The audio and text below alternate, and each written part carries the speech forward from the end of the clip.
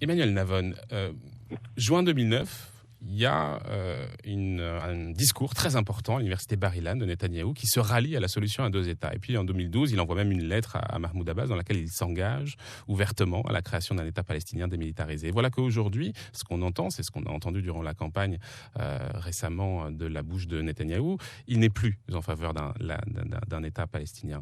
Permettez-moi une question naïve, Emmanuel Navon. Qu'est-ce qui a changé? Pourquoi est-ce qu'il a changé d'avis? D'autant que tourner le dos à cette solution à deux États, ça revient aussi à crisper des partenaires très importants comme les États-Unis.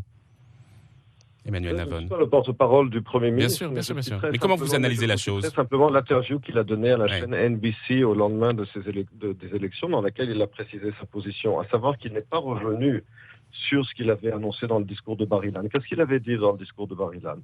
Il avait dit la chose suivante: nous ne voulons les Palestiniens ni comme nos sujets, ni comme nos citoyens. Et par conséquent, Israël se résigne à la création d'un État palestinien pas à cause de la réalité démographique qui est ce qu'elle est, mais avec deux conditions, à savoir que cet État devrait être démilitarisé et reconnaître Israël comme l'État-nation du peuple juif, ce qui signifie en fait renoncer de facto au ce soi-disant droit au retour, qui consiste, selon les Palestiniens, à octroyer le droit à la citoyenneté israélienne aux descendants des réfugiés de 1948.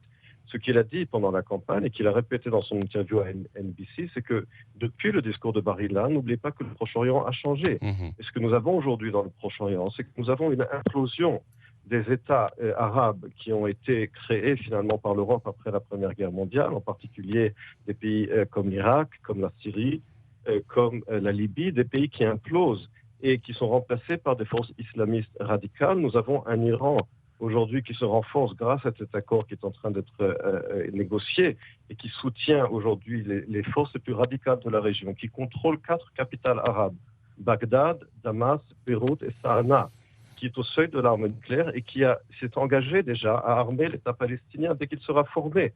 Cette réalité, on ne peut pas l'ignorer dans un tel contexte régional. Donc ce que vous nous dites essentiellement, c'est que le contexte a changé.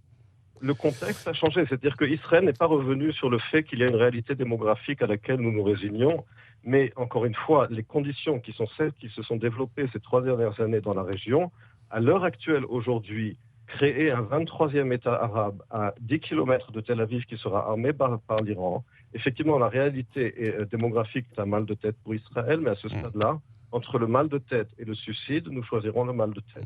Alain Diekhoff. Alors, dernière réaction avant de libérer.